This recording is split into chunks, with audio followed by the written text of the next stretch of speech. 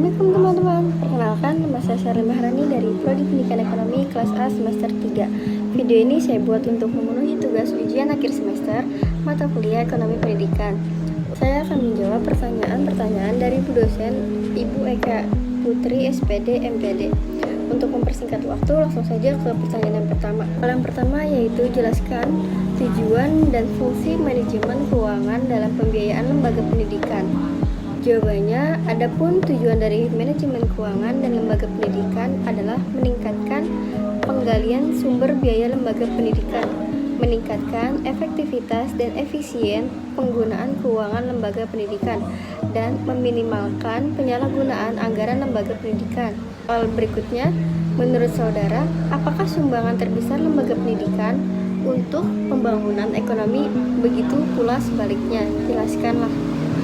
Soal yang kedua, menurut saudara, apakah sumbangan terbesar lembaga pendidikan untuk pembangunan ekonomi? Begitu pula sebaliknya, jelaskan.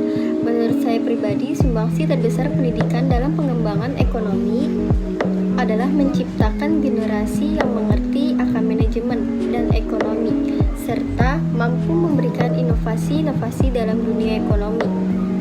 Soal yang ketiga, menurut saudara, apa saja indikator yang dapat digunakan untuk mengukur keberhasilan pendidikan, dan apa sajakah faktor-faktor yang mempengaruhi keberhasilan pendidikan tersebut? Jelaskan. Menurut saya, indikator keberhasilan siswa bisa dinilai berdasarkan bentuk dan perbuatan tingkah laku. Adapun beberapa jenis tingkah laku tersebut yaitu seperti kebiasaan siswa. Kebiasaan merupakan tingkah laku yang dilakukan terus-menerus. Ini juga menjadi cara bertindak siswa yang ia dapatkan dari kegiatan belajar. Keberhasilan kesatuan dari 3 komponen itu menyangkut beberapa faktor. Untuk faktor yang pertama ada faktor komponen. Syarat utama pendidik adalah mampu sebagai sosok tauladan, konsep pendidik yang sekaligus memimpin seperti yang diungkapkan oleh Ki Hajar Dewantara di atas, yakni ingarsa tungtulada, ingmadia mangunkarsa tutwuri handayani, yang memaksimalkan mungkin harus dipenuhi komponen pendidik. Jika konsep ini dipenuhi, maka dalam diri pendidik tersebut akan memancarkan aura yang menyebabkan wibawa pada dirinya, menjadi bukti kebenarannya. Tidak kalah pentingnya dalam usaha memperoleh keberhasilan ini adalah sikap pendidik yang ikhlas. Untuk komponen yang kedua ada komponen peserta didik. Komponen peserta didik yaitu manusia sebagai peserta didik adalah salah satu komponen penentu keberhasilan pendidikan. Jika manusia sebagai peserta didik itu pasif, apatis, dan masa bodoh, maka mustahil pendidikan akan memperoleh keberhasilan.